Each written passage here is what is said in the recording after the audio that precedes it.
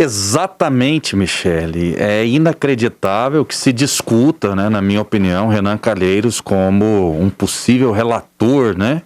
Ainda não existe essa definição, existe aí um jogo de empurra, uma guerra entre os poderes para saber se Renan Calheiros tem ou não essa legitimidade. Jean Lopes, ele tem essa autoridade para ser o relator de uma CPI que deveria ser muito séria, Jean? Obviamente que não, Rafael. E o senhor Renan Calheiros não tem cabedal moral sequer para ser senador de Estado, senador de um país. Quanto mais relatar uma CPI que vai investigar, entre aspas, né? Porque, na minha opinião, não vai investigar nada, só vai fazer política, só vai armar um circo já visando as eleições de 22. Agora, o que mais me deixa... Essa questão do Renan já me deixou estupefato e agora outra situação me deixa assustado com o cinismo do presidente do Senado, Rodrigo Pacheco, quando ele diz que o Senado não pode receber interferência de um outro poder, sendo que quando essa CPI foi obrigada a acontecer pelo ministro Barroso, ele falou, a gente tem que obedecer ordem judicial, então eu vou instalar a CPI. Ou seja, 2 pesos, 2 medidas, obviamente que é um circo armado pela oposição brasileira, a fim de desgastar o governo federal, de prejudicar o governo federal nas eleições vindouras e automaticamente prejudica o povo brasileiro, porque o momento não é de fazer política, o momento é de combater a CPI, o momento é de recuperar a economia, o momento é de cuidar do povo brasileiro que está sofrendo em todas as instâncias, está sofrendo na questão da saúde, vítima que é da Covid-19, está sofrendo na economia, está sofrendo com o desemprego, com a inflação, com a recessão e tudo mais. Porém, os homens do Senado estão preocupados em armar um circo e o palhaço, repito, não vai participar dele. O palhaço, que normalmente é a figura central de um círculo, ficou de fora, ficou escanteado, porque já tinha feito o papel de bobo da corte. Agora, os reis da corte, que são os senadores, macumunados com o juiz do STF e tudo mais, vão armar o circo. E quem vai rir não é o povo brasileiro só vai chorar. Martiniano Cavalcante, a sua opinião. Bom dia, Martiniano.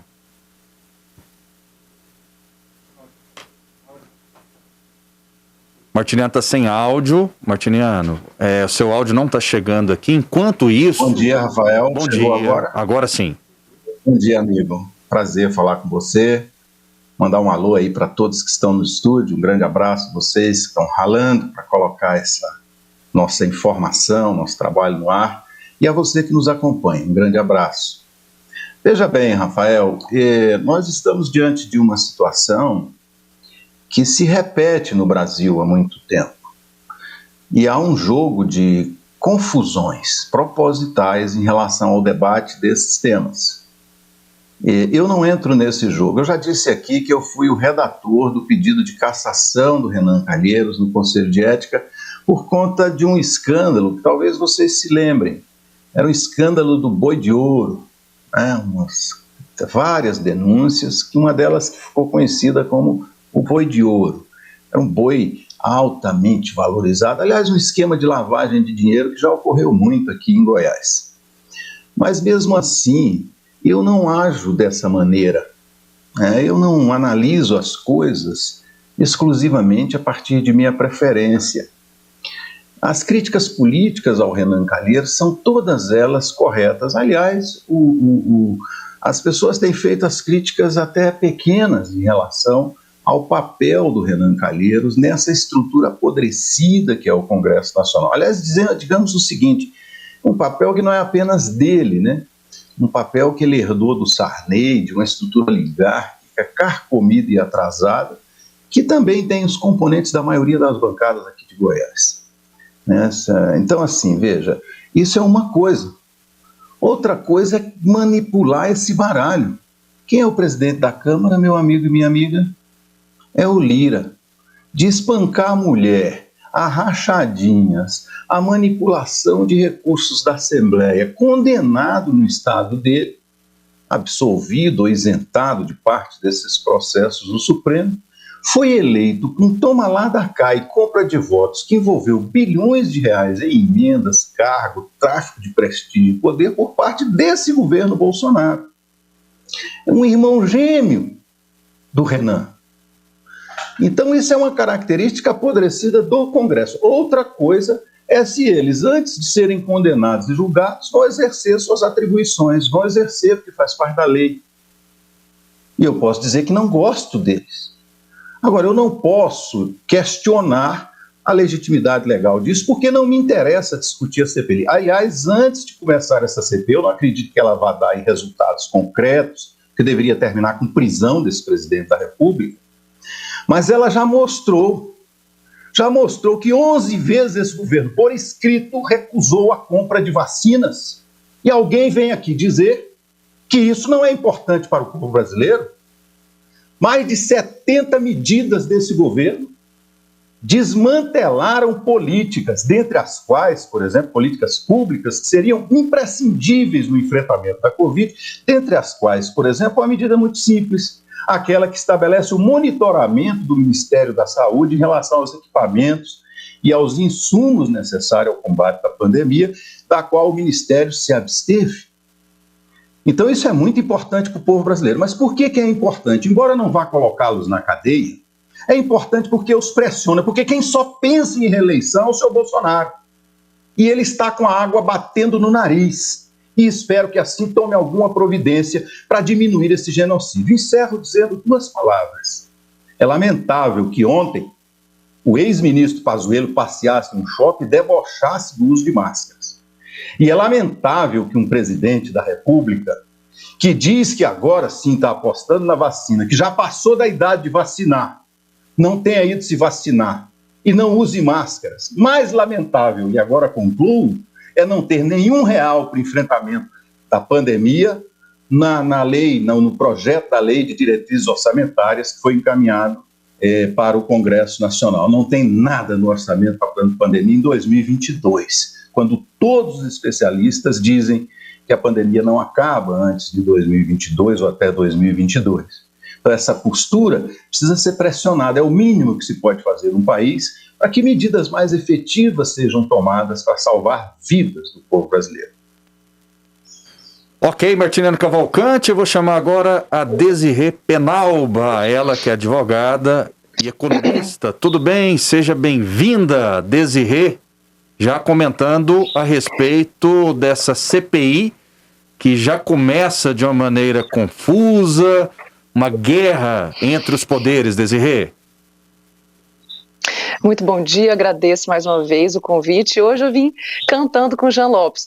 Não é muito raro que isso aconteça, porque até nas nossas ideias nós temos uma boa sintonia, então agora estamos com a mesma roupa. Mas vamos começar aqui comentando sobre a primeira notícia. Só que enquanto vocês falavam, eu coloquei aqui na internet e acabei de ver que enquanto começava o nosso programa aqui, o Tribunal Regional Federal da Primeira Região derrubou a decisão que havia impedido o Renan Calheiros de relatar a CPI da Covid-19. Então, o vice-presidente do TRF1 verificou a interferência do Judiciário em questão interna do Legislativo, dizendo dessa forma que o Renan Calheiros pode sim ser o relator da CPI que está sendo realizada agora no Congresso. Isso é um absurdo porque, infelizmente, o Renan Calheiros, ele já deixou claro em depoimentos anteriores que o presidente é culpado de qualquer forma. Então ele já entra querendo puxar o tapete sem qualquer propósito de investigar. E a gente já sabe muito bem que o seu filho lá é governador do seu estado.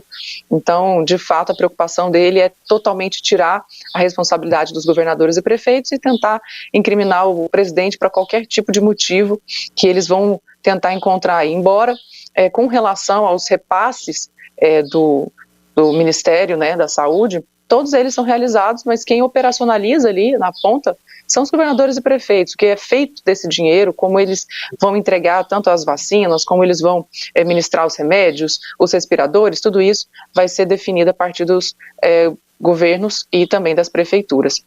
E aí a gente percebe que, além da gente estar numa situação complicada de, infelizmente, não ver uma CPI, ou seja, uma instituição custeada pelos nossos impostos, sendo utilizada em prol da população, a gente percebe que o judiciário está já dizendo que, se o Bolsonaro for reeleito, ele sai do STF. Então, mais uma vez, a preocupação aqui não é com a imparcialidade.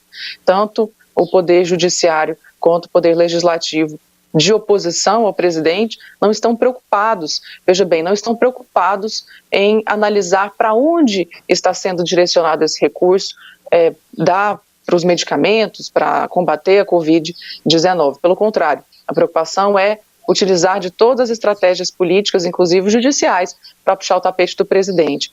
E aí, reiterando aqui um comentário do Martiniano, ele disse que não teve um centavo para a Covid, sendo que recentemente foi acabado de assinar, eu acho que foi sexta-feira ou quinta-feira passada, um orçamento extraordinário de milhões de reais. Foi menor do que 2020, mas ainda na cifra de centenas de milhões de reais no combate à Covid pelo Ministério da Saúde, né, pelo governo federal. Então a expectativa é que sim, a gente continue tendo bastante recurso para isso, mas obviamente para agora ser direcionado para vacinas e não somente para UTIs, porque o valor para se aparelhar uma UTI é sempre muito mais caro do que o valor direcionado para vacinas, já imaginando que até o final do ano a gente consiga imunizar toda a população brasileira, assim como espera e assim como tem proposto o governo federal. Jean Lopes, é uma CPI ou uma guerra? Nem uma coisa nem outra. É uma organização política que só tem um único objetivo, que é combater aquele que é o adversário nas próximas eleições, que é o Jair Bolsonaro, atual presidente do Brasil. Rafael, veja bem. Bolsonaro contra todos, Jean? Contra o sistema, né? O sistema está muito unido. E eu sempre falo aqui que o sistema brasileiro, que imperou e que dominou essa nação durante pelo menos 30 anos, até mais que 30 anos, desde que o primeiro governo civil pós-regime militar, que foi do José Sarney, assumiu o poder. A partir dali, o sistema assumiu o poder e assumiu a nação para desviar dinheiro, para mandar, para desmandar, para criar fortunas usando o povo como massa de manobra. Veja bem, Rafael, o que é o sistema? O sistema é parte do judiciário, o sistema é a maioria dos partidos, o sistema é emissoras da grande mídia nacional, são sindicatos, são ONGs que ganham milhões e milhões de dinheiro que ninguém sabe para onde vai esse dinheiro e tudo mais. Nessa sanha revolucionária da esquerda brasileira, e a gente sabe que a esquerda, historicamente, não é uma ideologia que tenha moral e nem que tenha imoralidade. A esquerda é amoral. Então, quando ela quer alcançar o objetivo dela, para ela tanto faz agir de forma moral ou imoral. Por quê? Eles são capazes de justificar um senhor como Renan Calheiros, que tinha até pouco tempo atrás 15 processos no Supremo Tribunal Federal esperando ser julgado. 5 deles prescreveram, restam 10, se não me engano, 9 ou 10, algo assim. Né? O Renan Calheiros, que é protagonista de parte dos maiores escândalos de corrupção que já aconteceu nessa nação. Esse Renan Calheiros, que vai ser o relator dessa CPI, que a esquerda, a oposição brasileira, tanto ama, ele vai julgar o filho dele, que é o governador do Alagoas, que tem várias denúncias de corrupção. Então, quem é? Isso é moral? Quem defende uma coisa dessa? Preza pela moralidade pública? Obviamente que não. Né? Qualquer pessoa, independente de sua ideologia ou de suas pretensões eleitorais, qualquer pessoa de bem jamais ia reconhecer essa CPI como legítima, como uma organização justa, que realmente procura descobrir se houve desmandos com dinheiro que foi distribuído em nível nacional aí, mais de R$ 1 bilhão para governadores e prefeitos.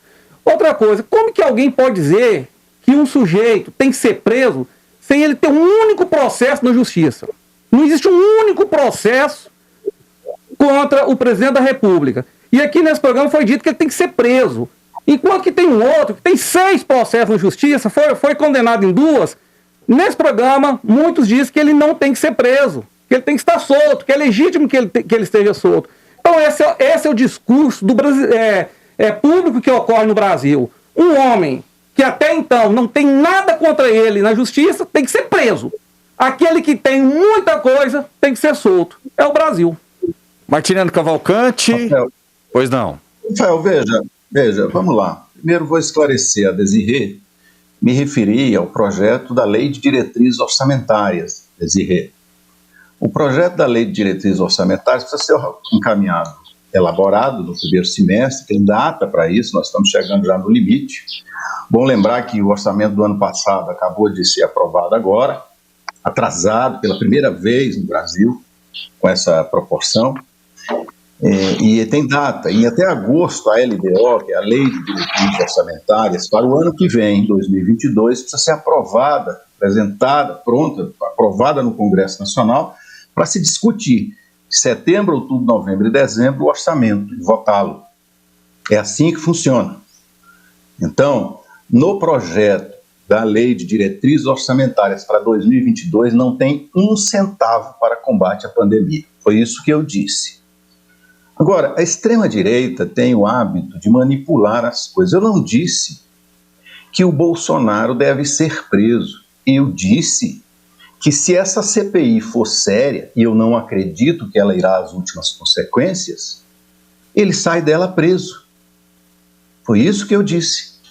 Porque ele sairia, se for sério uma CPI dessa, uma investigação, ele sairia de lá com a responsabilidade por um percentual muito alto das mortes que ocorreram no Brasil, que não é difícil comprovar.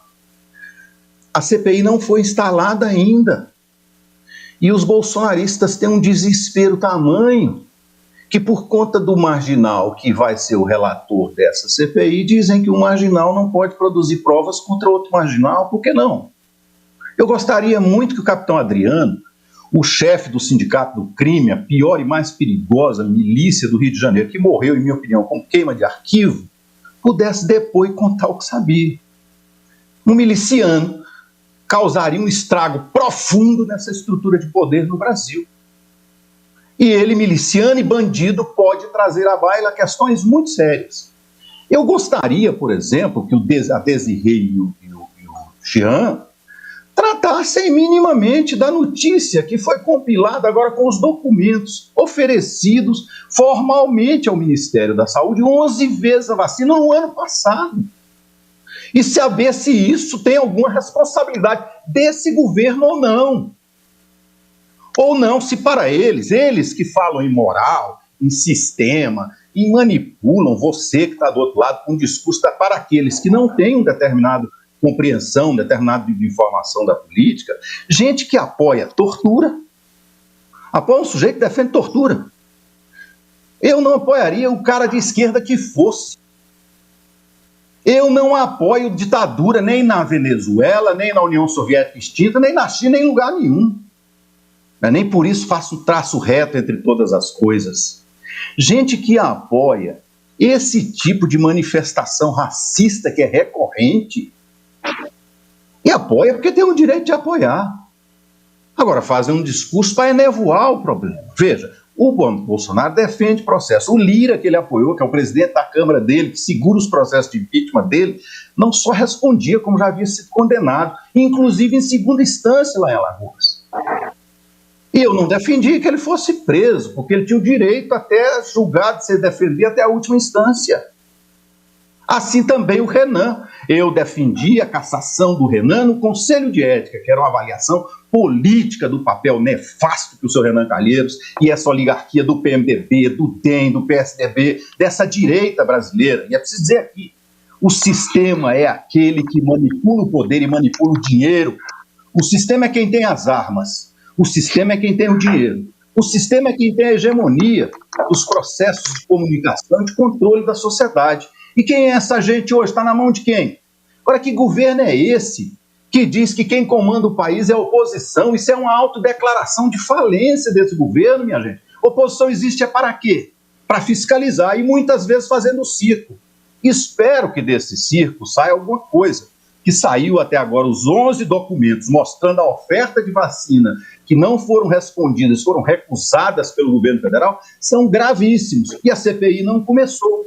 Ok, Martiniano. Eu espero que, apesar dos bandidos, ela traga algo de informação positiva para você e cause nesse capitão que está na presidência do Brasil, que foi expulso do Exército, cause nesse capitão o mínimo de empatia, de solidariedade às vítimas, às pessoas. O leve a vacinar para dar exemplo ao povo brasileiro. Mais do que isso, que o leve a priorizar o combate de verdade à pandemia e não a ficar acenando com a base de raivosos, com a base de gente que só tem ódio no coração, que não tem empatia com as vítimas dessa tragédia.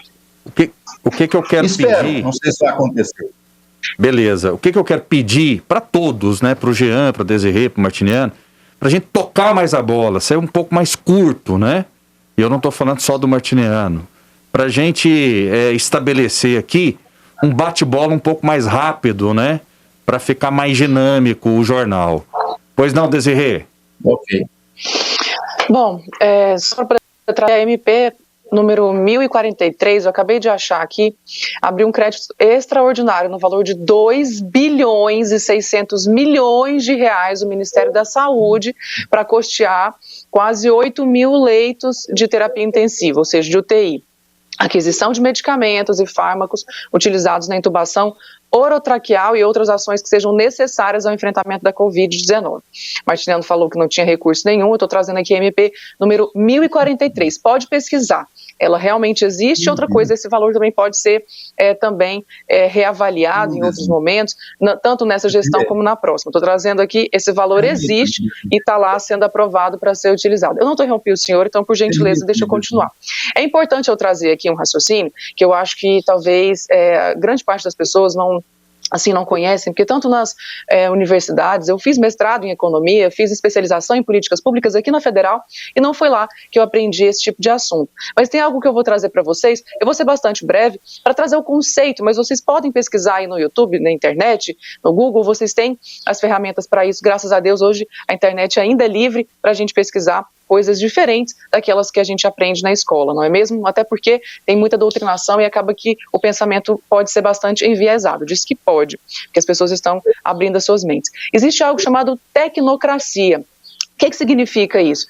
A tecnocracia nada mais é do que um conceito de que a política é desprezível e somente quem tem respeito, a opinião que tem respeito aquelas pessoas que conhecem sobre a operacionalização de políticas públicas, ou seja, o político, ele não tem voz, é como se somente aquelas ideias que já são prontas para gerar políticas públicas, elas devem ser levadas a sério. Só que tem um detalhe, todas as políticas públicas, elas têm por trás um direcionamento político ideológico, e infelizmente as pessoas, elas sequer questionam esse pensamento político ideológico que está por trás das políticas públicas. Então, na verdade, quando a gente fala que o sistema está aparelhado, infelizmente, essas pessoas que hoje são funcionárias públicas, não estou dizendo que todas, mas grande parte dessas pessoas, inclusive que foram colocadas pelo governo PT, elas têm essa mentalidade, em primeiro lugar, tecnocratas e em segundo lugar, de oposição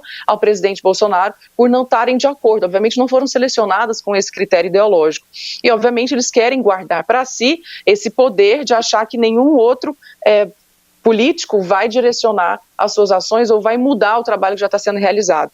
Então isso é algo muito grave. E por fim, só para poder encerrar, comentando a respeito da escolha do presidente lá da Câmara agora, o Rodrigo Maia era outra opção, infelizmente ele com certeza foi demonstrado e reiteradas vezes já disse que queria fazer boicote às pautas para poder ir contra o presidente, então a opção realmente do Bolsonaro foi apoiar o Lira. Então a gente percebe que a política é a arte do possível, embora a gente esteja num momento em que as pessoas estão se despertando para essa realidade, há todo um passo a passo, com cautela, com bastante conhecimento, informação, para que as pessoas possam se informar a respeito da verdade e que a democracia possa ser realmente respeitada a partir do momento que as pessoas entendem o que está acontecendo e não são apenas direcionadas por mentiras, ideologias e por essa esquerda que já está totalmente sem crédito e sem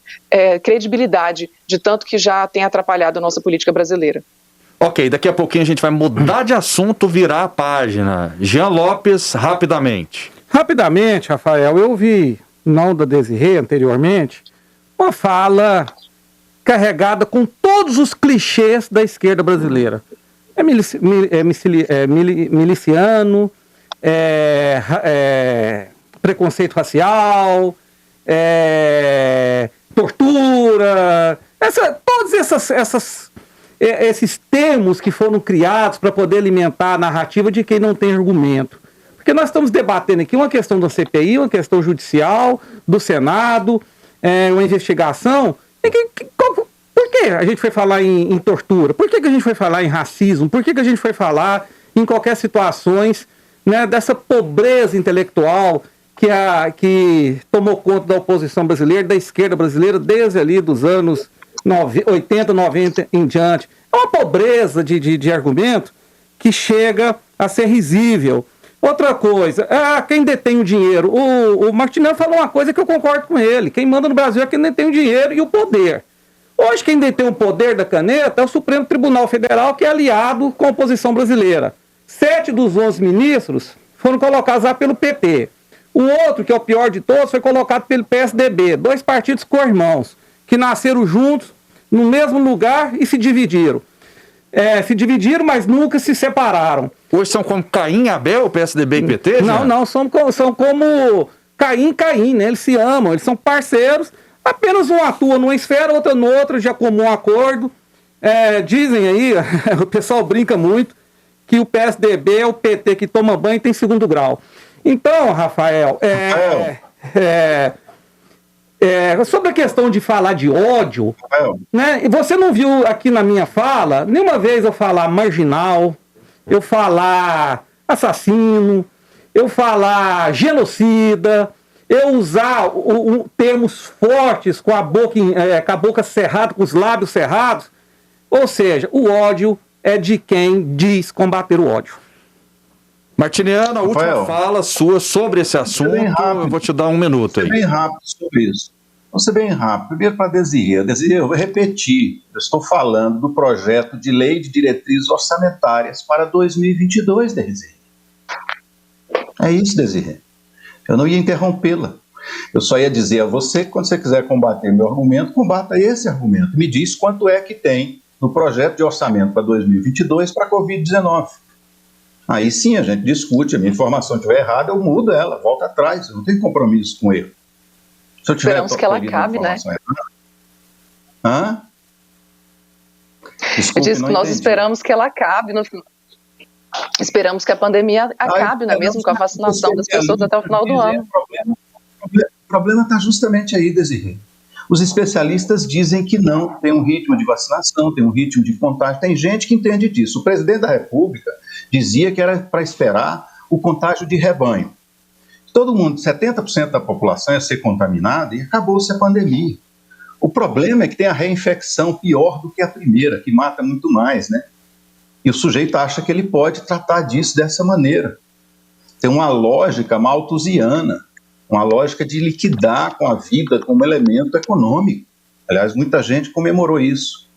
Outra coisa, esse problema de quem defende o sistema e quem não defende, quem defende o sistema está nas políticas que é o sistema. Martiniano. Esse sistema isenta os ricos e penaliza os pobres. Por último, sobre a CPI, sobre tortura e sobre essas coisas, a vida existe. Aqueles que defendem isso, que assumam. Ódio é quem pratica a tortura, meu amigo, e admite a tortura caladinho, costeando alambrado, como se isso fosse aceitável numa civilização democrática. E depois enchem a boca para falar em democracia. Na verdade, são um poço de contradição. Defendem o sistema de modo radical na economia. Defendem o sistema que ele está de mais atrasado, de modo conservador, esquisito. Repudiam famílias gays, repudiam os negros, repudiam a luta antirracista. Defendem esse sistema. Ok, Martiniano. E vem falar do sistema. É um poço de contradição. Okay. Por isso eu espero que a CPI traga informações. Eu coloquei aqui informações, Rafael, sobre a CPI, antes dela começar. Tá falado ok? agora. Realmente, hoje aqui houve uma tortura dos meus ouvidos. Agora eu vou passar a bola para a Michele Buzon, que vai trazer para a gente o próximo assunto do nosso debate. Michele. Tá certo.